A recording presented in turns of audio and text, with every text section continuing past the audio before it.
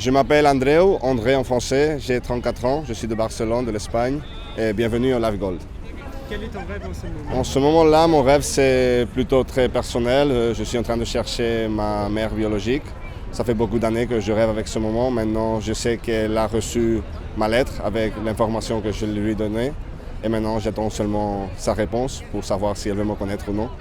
Et pour finir ce chapitre de ma vie, pour bien ou pour mal, on verra. À ton avis, qu'est-ce qu'elle va dire? J'en sais rien. C'est 34 ans, donc elle a fait sa vie, je suppose.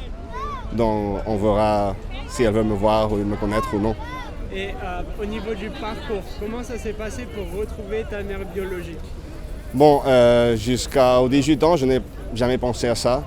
Mais les dernières années, j'ai pensé beaucoup aussi. J'ai étudié journalisme, donc j'ai investigué beaucoup. Et après de connaître une personne qui m'a présenté une personne qui travaillait comme en Catalogne pour l'administration publique, elle m'a dit on peut t'aider car c'est en Catalogne où on t'a adopté, donc on va t'aider. Et ils m'ont aidé. Maintenant je sais qu'elle habite à Séville, au sud d'Espagne, et qu'elle a été, on l'a appelée, pas moi, celui de l'administration publique, et ils lui ont donné l'information. Donc maintenant j'attends sa réponse, j'ai écrit une lettre pour elle. Et mon rêve, ça serait pouvoir la connaître. Comment est-ce qu'on vit sans sa maman? C'est dur car quand tu connais que tes parents t'ont abandonné, c'est dur pendant ta vie pour faire des amis, pour être sûr de toi-même. C'est difficile, mais si tu as une famille qui t'aime, des amis qui t'aident, après ça se passe. Moi, je ne connais pas aussi mon papa biologique, mais mon papa, c'est lui qui m'a adopté, avec ma mère qui m'a adopté, donc ce sont mes parents pour moi. Mais maintenant, eux, ils m'ont compris ma décision, ils m'ont aidé.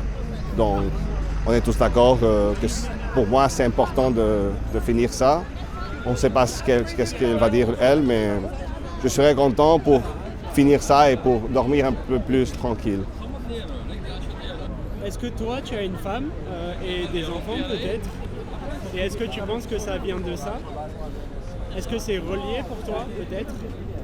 Quand on ne t'expresse pas de la... Comment ça se passe pour toi l'amour? C'est difficile.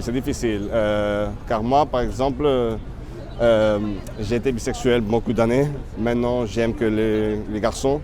Donc aussi pendant ma vie, quand j'étais jeune, j'étais pas sûr de moi, de prendre la décision de ok, seulement les garçons, aussi les filles, maintenant c'est seulement les garçons. Donc j'ai eu des relations très courtes et maintenant ouais, j'aimerais avoir une relation pour toute ma vie. D'accord, je te le souhaite. Donc tu recherches l'amour?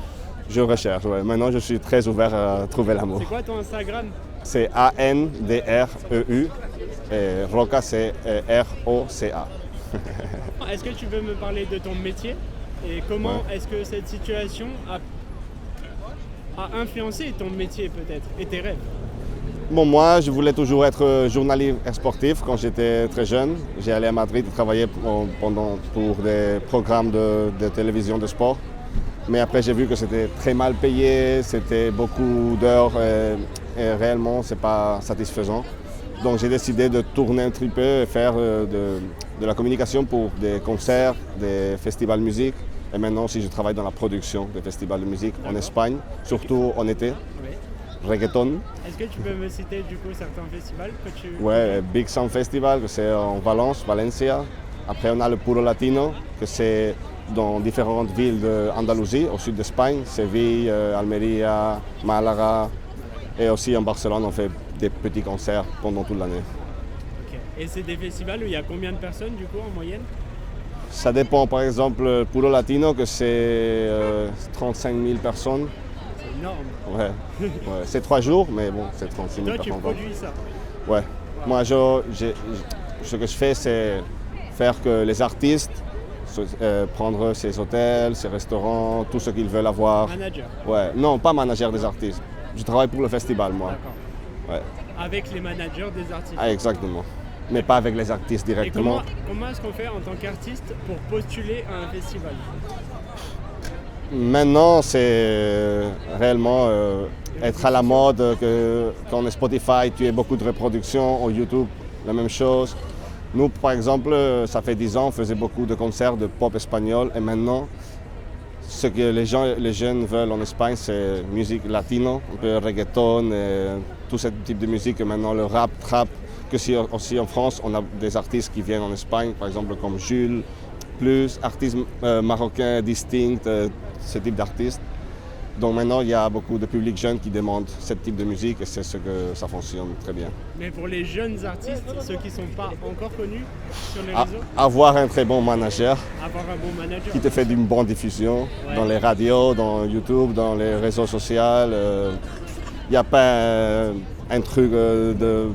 Je ne sais pas comment expliquer, mais si tu n'es pas connu, tu dois avoir aussi des amis ou des personnes qui travaillent dans le secteur pour qu'ils t'aident aussi, sinon c'est très difficile. Et toi, on te contacte des fois personnellement pour ça?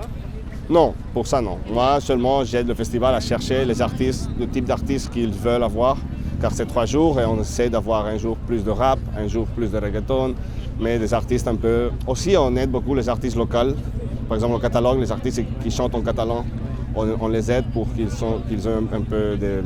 Comment on dit, de visibilité. Ouais. Et est-ce que tu aimerais faire d'autres festivals, peut-être à l'international, comme aux États-Unis ou quelque part? Pas aux États-Unis, mais j'aimerais beaucoup Pourquoi faire pas des artistes en Europe, car c'est un pays que je n'aime pas. La culture américaine je suis allé plusieurs fois là-bas, mais... T'es allé où aux États-Unis? Par exemple à Miami et New York. Et New York. Mais moi j'aime plus comme Miami que... J'aime plus Europe moi. Mais après si je dois choisir les places plus latinas, comme on dit Miami, tout ça, Californie.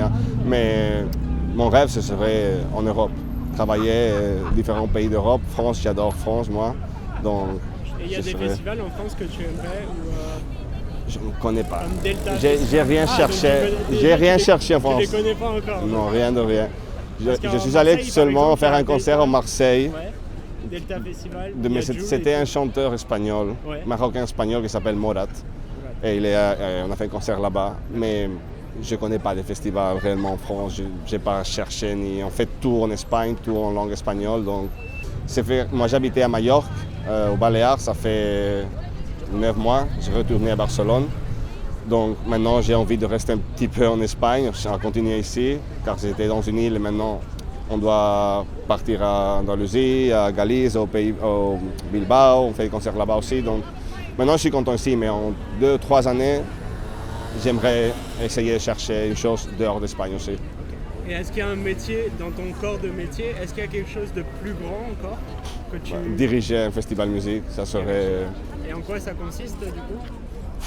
Avoir beaucoup de, comment on dit en français, patrocinadores, comme beaucoup d'entreprises qui mettent de l'argent pour avoir de la visibilité. Ouais. Des sponsors. Des sponsors. C'est très important d'avoir beaucoup de sponsors. Comment est-ce qu'on a des sponsors? Moi, je ne fais pas ça, donc réellement... Ça, il faut apprendre. Il faut apprendre. Et après, surtout, avoir beaucoup de... Comment on dit, le gouvernement catalan, par exemple, si tu vas dans une ville, que cette ville aussi t'aide avec de l'argent, de la diffusion, avec un espace pour pouvoir faire le concert. À la fin, c'est avoir des contacts. Et juste dernière question, je pense, pour la communication, pour faire des vidéos et des photos, pendant les festivals, comment est-ce qu'on fait pour réussir? Bon, on a différentes personnes distribuées pour tout le festival. On a plusieurs personnes qui sont... Les personnes qui sont debout en train de danser. On a plusieurs personnes comme infiltrées là-bas qui font des bonnes vidéos. On a des drones. Et en général, vous employez une boîte de production audiovisuelle ou est-ce qu'il y a aussi des photographes, vidéastes indépendants quoi? On a normalement une entreprise qui travaille pour nous faisant ça. Mais après, c'est vrai qu'il y a beaucoup maintenant de journalistes et d'influencers aussi qui viennent avec une équipe, ils font ces vidéos et ils nous aident aussi avec ce travail. Il y a beaucoup de managers qui lui-même, ils te disent « Ok, je peux t'offrir cet influencer, tu le veux par exemple, si on fait à Madrid un festival, on essaie de chercher des influenceurs qui sont connus à Madrid. Si on fait à Valence, on cherche à Valence et à la fin, c'est ça avec TikTok maintenant, c'est un boom, les influenceurs, les concerts, les artistes qui viennent, les gens qui viennent, on a beaucoup de matériel avec eux aussi, donc maintenant aujourd'hui c'est très facile d'avoir des bonnes Tu vidéos. penses quoi de l'influence dans ce sens-là? Est-ce que c'est bien? Je peux rien dire de mauvais car toujours ils se sont très bien comportés, ils nous ont aidés, ils ont pas mis de... J'ai eu plus de problèmes avec des artistes qu'avec des influenceurs. D'accord. Parce qu'ils sont trop stars, quoi, du coup. Il y en a qui sont des fois trop stars, mais je peux pas parler mal de personne. On ne dira pas les noms. Non. Mais le petit Jules là, je pense que c'est bien. Ouais, Ok, c'est bien. parfait. Merci beaucoup. Hein. De rien. Ah bah tu vois, c'est passionnant en plus. C'est super intéressant.